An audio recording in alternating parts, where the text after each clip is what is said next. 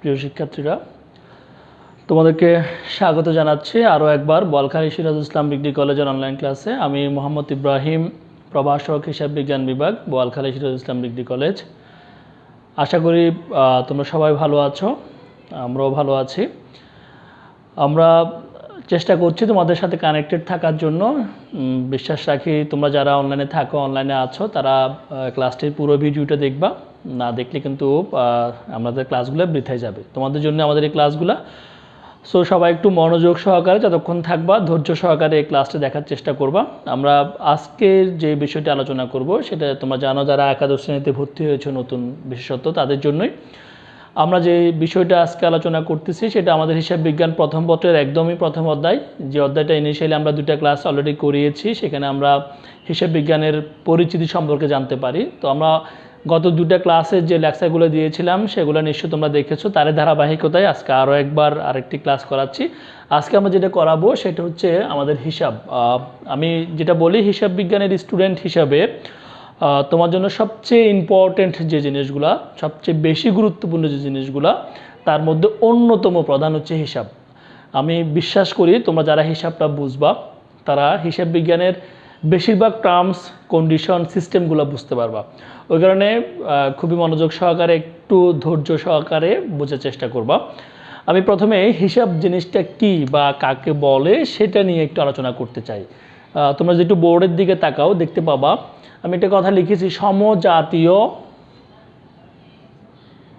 সমজাতীয় লেনদেনের সমন্বিত বিবরণী বা তালিকাকে হিসাব বলে। এই লেনদেন নিয়ে আমরা গত ক্লাসে আলোচনা করেছিলাম। আমরা বলছিলাম যে সকল আর্থিক ঘটনা কোনো ব্যক্তি বা প্রতিষ্ঠানের আর্থিক অবস্থার পরিবর্তন সাধন করে তাকে আমরা বলছিলাম লেনদেন। সেই লেনদেনগুলোকে বলছি আমরা সমজাতীয় যখন হবে, লেনদেনগুলো যখন একই রকম হবে, সে একই রকমের লেনদেনগুলোর একটা সমন্বিত একটা বিবরণী বা যে তালিকা আমরা প্রস্তুত করি, সেই তালিকার নাম হচ্ছে হিসাব। আর একটু ক্লিয়ার করার চেষ্টা করি। সাপোজ দ্যাট তুমি একজন ব্যবসায়ী, তুমি ছোট একটি মুদি দোকান খুলছো। তুমি সেই দোকানে যে জিনিসগুলা বিক্রি করো সেগুলোকে আমরা বলছিলাম পণ্য। তোমাদের নিশ্চয় মনে আছে, বিক্রির উদ্দেশ্যে তুমি যা কিছু ক্রয় করো সব কিছু হচ্ছে তোমার পণ্য। তো সেখানে চাউল থাকতে পারে, তেল থাকতে পারে, ডাল থাকতে পারে, নিত্য প্রয়োজনীয় সকল প্রকার জিনিস তোমার দোকানে থাকবে। এখন তুমি মনে করো এই নিত্য প্রয়োজনীয় জিনিসগুলো তুমি তো উৎপাদন করে বিক্রি করতেছো না, তোমাকে বিক্রি করতে হচ্ছে কীভাবে? তুমি এগুলাকে ক্রয় করে তারপর বিক্রি করো। তো এখন তুমি এগুলো যখন ক্রয় করতে যাবা, তো একজনের কাছ থেকে তুমি চাল ক্রয় করছো, একজনের কাছ থেকে তুমি ডাল ক্রয় করছো, একজনের কাছ থেকে তুমি তেল ক্রয় করছো।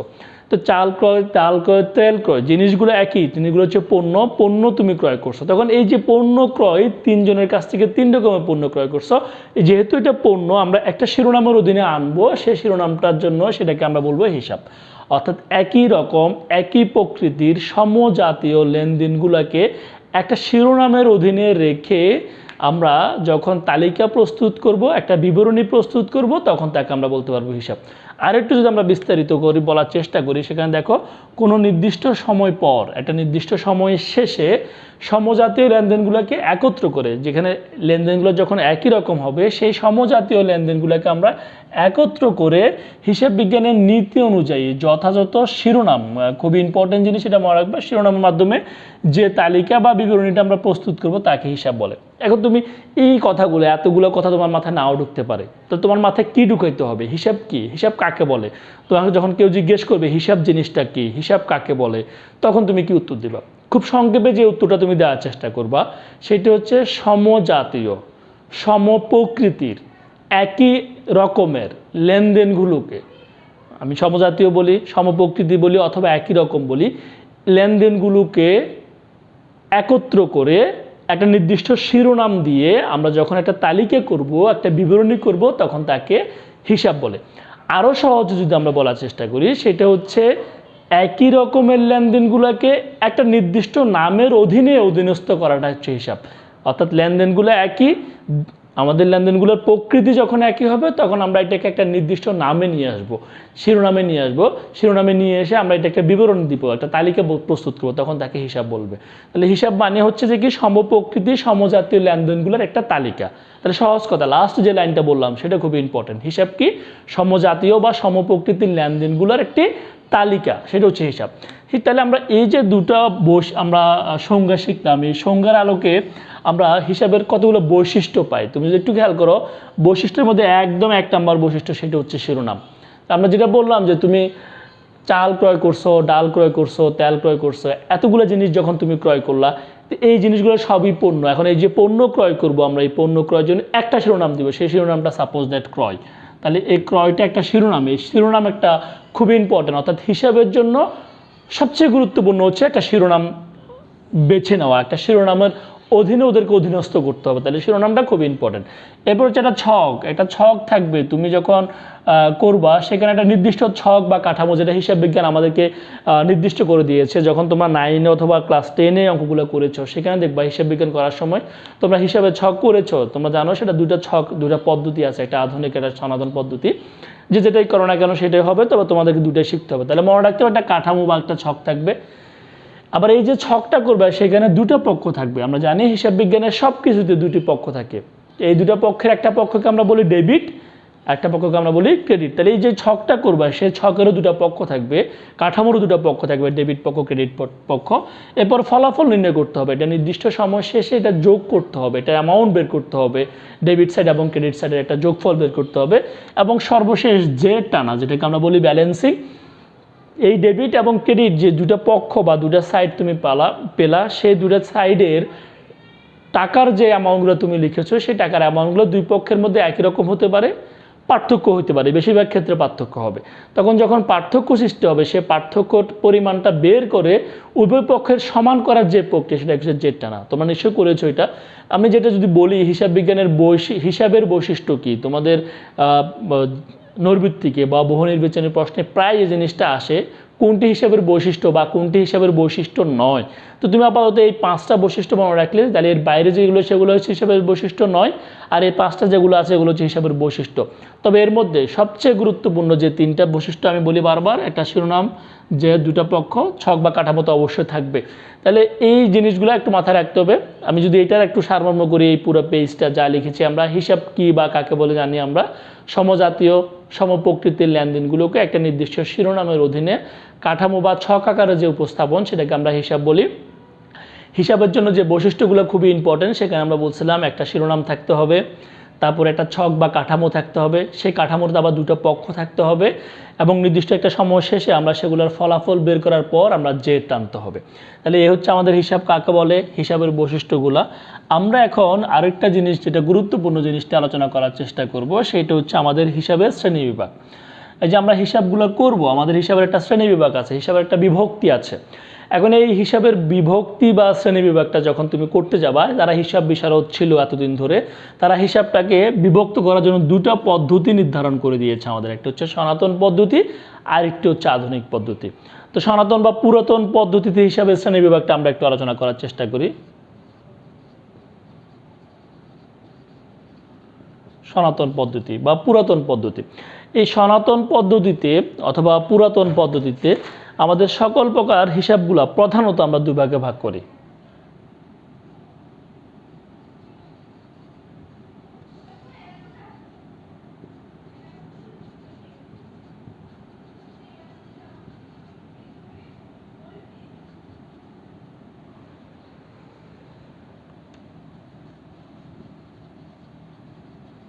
দেখো, আমরা যদি সনাতন পদ্ধতিতে তোমাকে হিসাবটাকে ডিভাইড করতে বলা হয়, তখন সকল ধরনের হিসাবগুলোকে আমরা প্রথমে দুটো প্রধান শিরোনামের মধ্যে নিয়ে আসতে পারি। একটা হচ্ছে যে কি তোমার ব্যক্তিবাচক, আর একটা হচ্ছে অব্যক্তিবাচক। তাহলে তুমি একটু বুঝো যে জিনিসটা ব্যক্তিবাচক কি অব্যক্তিবাচক কি।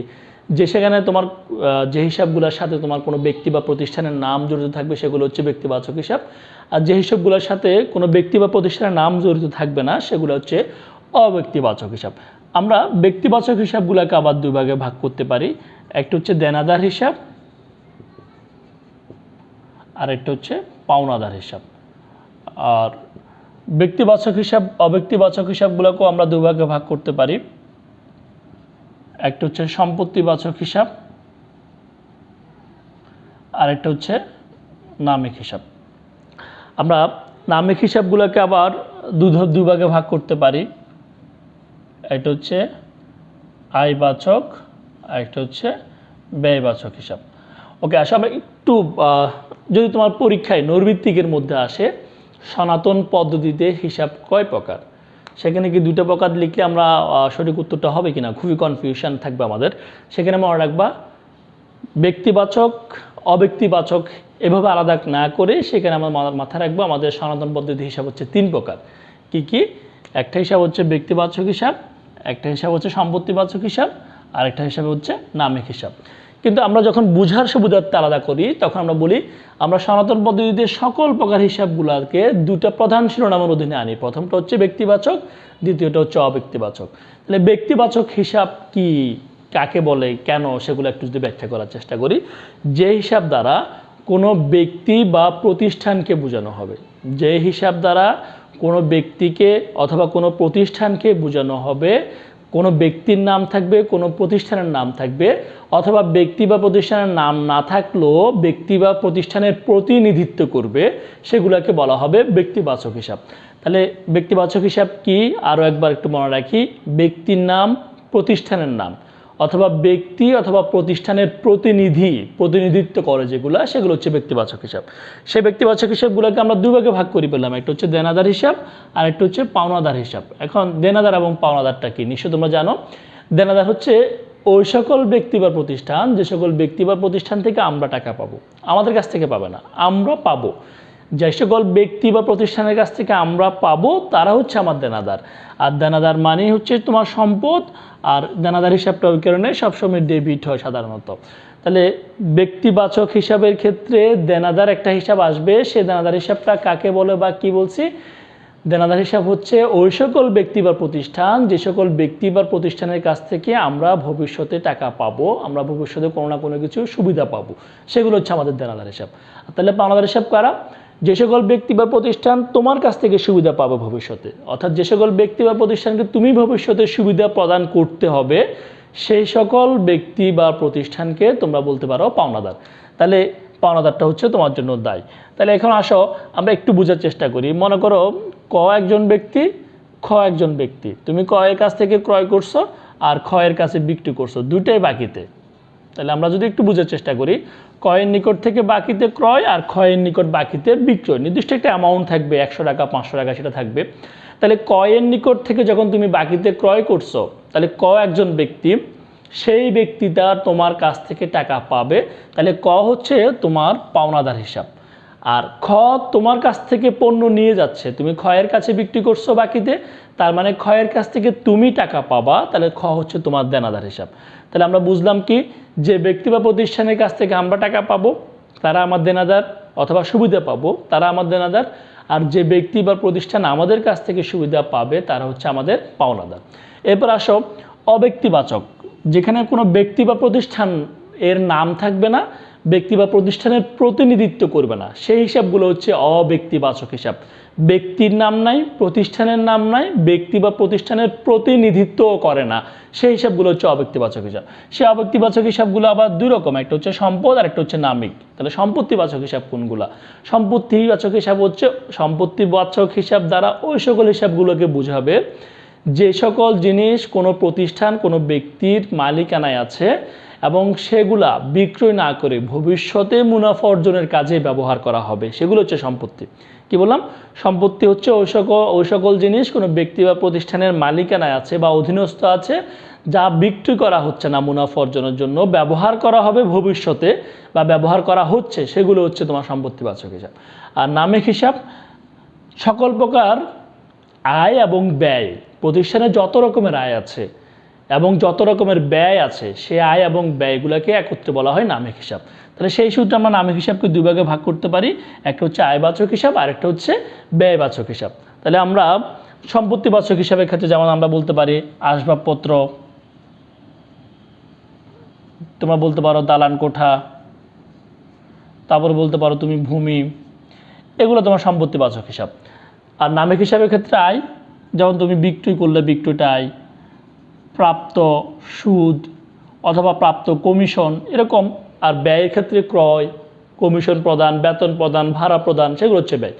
তাহলে এবার সব মোটা দাগে আমরা বলছিলাম যদি হিসাবের শ্রেণী বিভাগ তোমাকে বলা হয়, তুমি বলবা হিসাবকে শ্রেণী বিভক্ত করার পদ্ধতি হচ্ছে দুটি, একটি হচ্ছে সনাতন পদ্ধতি আর একটি হচ্ছে আধুনিক পদ্ধতি। সনাতন পদ্ধতিতে হিসাবগুলোকে প্রধানত দুটো শিরোনামের মধ্যে রাখা হয়, একটা হচ্ছে ব্যক্তিবাচক আর একটা হচ্ছে অব্যক্তিবাচক।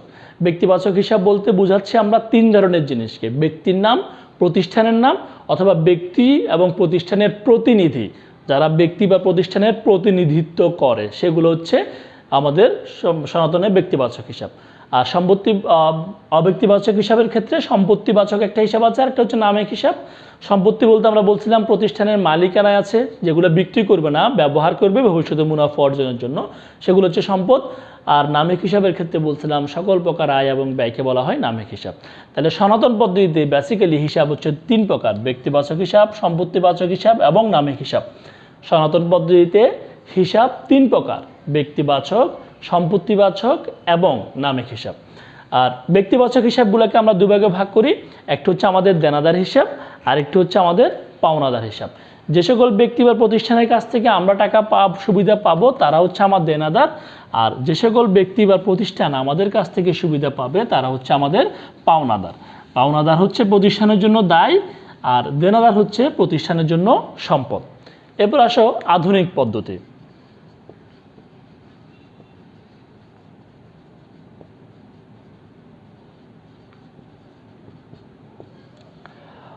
আধুনিক পদ্ধতিতে আমরা হিসাবগুলোকে বেসিক্যালি পাঁচটা শ্রেণীতে ভাগ করতে পারি। আধুনিক পদ্ধতিতে তুমি যদি একটু বোঝার চেষ্টা করবে তোমরা, সেই নামগুলো হচ্ছে সম্পদ হিসাব, দায় হিসাব,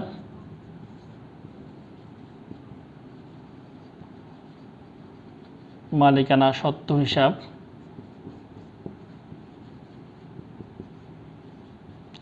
আয় হিসাব এবং ব্যয় হিসাব।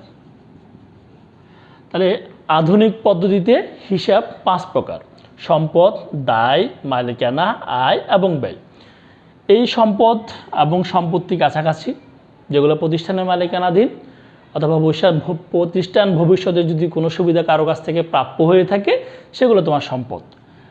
প্রতিষ্ঠানের কাছ থেকে যারা পাবে তারা হচ্ছে প্রতিষ্ঠানের দায়, আর মালিক প্রতিষ্ঠানের কাছ থেকে যে টাকাটা পাবে সেটা হচ্ছে মালিকানা সত্ত্ব। আয় এবং ব্যয় তো আমরা চিনলামই। তাহলে আমরা যদি কয়েকটা উদাহরণ দিই, আসবাবপত্র, দালান, সুনাম ইত্যাদি। আর দায়ের ক্ষেত্রে যদি আমরা বলি পাওনাদার, ঋণ, এগুলো হচ্ছে আমাদের দায়। আর মালিকানা সত্ত্বের ক্ষেত্রে তোমাকে যদি বলা হয় মূলধন, উত্তোলন। আয় আমরা বলছিলাম বিক্রয় আমাদের একটা আয় হয়, প্রাপ্ত সুদগুলো আমাদের আয় হয়, ব্যয়ের মধ্যে ক্রয়, বেতন, ভাড়া এগুলো হচ্ছে। আচ্ছা, এখন আমি যেটা তোমাদেরকে একটু আধুনিক এবং সনাতনে বুঝার সুবিধার্থে একটু যদি বলি, আমরা সনাতনে একটা জিনিস ব্যক্তিবাচক একটা হিসাব পাইছিলাম, একটু খেয়াল করলে দেখবা আমরা সেই ব্যক্তিবাচকগুলোকে দুভাগে ভাগ করছিলাম, একটা হচ্ছে দেনাদার আর একটা হচ্ছে পাওনাদার। আমরা সেখানে বলছিলাম যে সকল ব্যক্তি বা প্রতিষ্ঠান আমাদের কাছ থেকে সুবিধা পাবে তারা আমাদের পাওনাদার, আর যে সকল ব্যক্তি বা প্রতিষ্ঠানের কাছ থেকে আমি সুবিধা পাবো তারা হচ্ছে আমার দেনাদার। তাহলে আধুনিক পদ্ধতির যে পাওনাদার এবং দেনাদার হিসাবটা আছে সেটা, সনাতনের পাওনাদার দেনাদার হিসাবটা, সেটা তো তোমাদের আধুনিকে নাই। তখন তুমি কি করবা? তখন আমাকে মনে রাখতে হবে যেটাকে তুমি ওখানে ব্যক্তিবাচক হিসাবের ক্ষেত্রে দেনাদার পাইছিলে সেটা হচ্ছে তোমার সম্পদ, আর ব্যক্তিবাচক হিসাবের ক্ষেত্রে তুমি যে পাওনাদার পাইছিলে সেটা হচ্ছে তোমার দায়। তাহলে আমরা একটু বলি, ওই যে আমরা বলছিলাম ক্রয়ের নিকট থেকে পণ্য ক্রয়, তাহলে ক তোমার পাওনাদার, আর ক্ষয়ের নিকট তুমি পণ্য বিক্রি করছো, খ হচ্ছে তোমার দেনাদার। তাহলে দেনাদারটা হচ্ছে তোমার সম্পদ আর পাওনাদারটা হচ্ছে তোমার দায়। এরপরে মালিকানা। আধুনিক পদ্ধতিতে আমরা যদি মালিকানা সত্ত্বের হিসাবটা পাই সেটাও কিন্তু সনাতন পদ্ধতিতে ব্যক্তিবাচক হিসাব ছিল। তাহলে সেই মালিকানার কী জিনিস? মূলধন এবং উত্তোলন, অর্থাৎ প্রতিষ্ঠানের মালিকের সাথে প্রতিষ্ঠানের যে লেনদেনগুলো হয়, মালিক প্রতিষ্ঠান থেকে যা পাবে অথবা প্রতিষ্ঠান মালিকের কাছ থেকে যা পাবে, যে হিসাবগুলো পাবে সেই হিসাবগুলোর নাম হচ্ছে মালিকানা সত্ত্ব হিসাব। আয় এবং ব্যয়, যেটাকে তোমরা সেখানে নামিক হিসাব বলছিলে, সেগুলো হচ্ছে আয় এবং ব্যয়। তাহলে এই পুরো আলোচনার সারাংশ কি? প্রথম কথা হচ্ছে হিসাব কাকে বলে বা হিসাব কি। আমরা বলছিলাম একই জাতীয় একই প্রকৃতির বা সমপ্রকৃতির লেনদেনগুলোকে একটা নির্দিষ্ট শিরোনামের অধীনে একটা তালিকা আকারে বা বিবরণ আকারে প্রকাশ করার নাম হচ্ছে হিসাব। তাহলে হিসাবের যে বৈশিষ্ট্যগুলোর কথা বললাম, সেখানে প্রধান বৈশিষ্ট্য হচ্ছে শিরোনাম। এরপরে বলছিলাম হিসাবের একটা ছক থাকতে হবে, এরপরে হিসাবের এই ছকের দুটো পক্ষ থাকতে হবে, এরপরে এই ছকের একটা নির্দিষ্ট সময় পর হিসাবের একটা ফলাফল যোগফল বের করতে হবে, এবং ফলাফলের মধ্যে যদি কোনো পাশে কম থাকে সেটাকে জেড টেনে সমান করে দিতে হবে। এই হচ্ছে হিসাবের বৈশিষ্ট্য। এরপর আমরা বলছিলাম হিসাবের শ্রেণীবিভাগ। শ্রেণীবিভাগের ক্ষেত্রে আমরা বলছিলাম হিসাবকে বিভক্ত করার জন্য আমাদের দুটো পদ্ধতি আছে, একটা হচ্ছে সনাতন পদ্ধতি, একটা হচ্ছে আধুনিক পদ্ধতি। তাহলে সনাতন পদ্ধতি কি? সনাতন পদ্ধতিতে আমরা হিসাবকে প্রধানত দুইটা শিরোনামের অধীনে আনছি, একটা হচ্ছে ব্যক্তিবাচক, একটা হচ্ছে অব্যক্তিবাচক। ব্যক্তিবাচক হিসাব কি বা কাকে বলে যখন তোমাকে বলা হচ্ছে, তখন আমরা সেখানে বোঝার চেষ্টা করছি ব্যক্তিবাচক হিসাব হচ্ছে ওই সকল হিসাব যে হিসাব দ্বারা কোনো ব্যক্তিকে, কোনো প্রতিষ্ঠানকে বোঝায়, কোনো ব্যক্তির নাম বোঝায়, কোনো প্রতিষ্ঠানের নাম বোঝায়, অথবা কোনো ব্যক্তি বা প্রতিষ্ঠানের প্রতিনিধিত্ব করে, সেগুলো হচ্ছে ব্যক্তিবাচক হিসাব। আর অব্যক্তিবাচক হিসাব যেখানে ব্যক্তি থাকবে না, সেগুলো অব্যক্তিবাচক হিসাব। সেগুলোকে আমরা দুই ভাগে ভাগ করছি, একটা সম্পদ, একটা হচ্ছে সম্পত্তিবাচক হিসাব, একটা হচ্ছে নামিক হিসাব। তাহলে সম্পত্তি বলতে আমরা বলছিলাম প্রতিষ্ঠানের মালিকানা থাকবে, প্রতিষ্ঠান ব্যবহার করবে ভবিষ্যতে মুনাফা অর্জনের জন্য, সেগুলো হচ্ছে সম্পদ।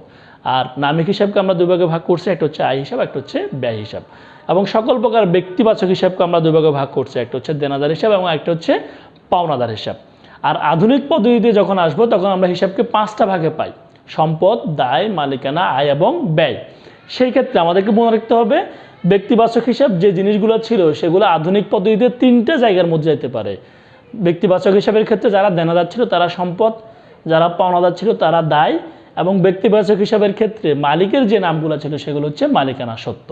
এই হচ্ছে আমাদের আজকের পুরো ক্লাসের সারাংশ। আমরা নেক্সট অন্য কিছু নিয়ে আলোচনা করব। তোমরা এই ক্লাসটা বারবার বোঝার চেষ্টা করবা। যদিও খুবই দুঃখজনক বা হতাশাজনক ব্যাপার হচ্ছে যে আমরা কোনো স্টুডেন্টের ফিডব্যাক পাই না। তোমাদের যদি কোনো কিছু বুঝতে সমস্যা হয়, কোনো কিছু না বুঝে থাকো, তাহলে নিশ্চয়ই আমাদের এই ক্লাসের নিচে কমেন্ট সেকশনে তোমার কমেন্টটা দেখবা যে তোমার কোথায় সমস্যা হচ্ছে। ভালো থাকো, সবাই সুস্থ থাকো, দেখা হবে পরবর্তী ক্লাসে। আল্লাহ হাফেজ।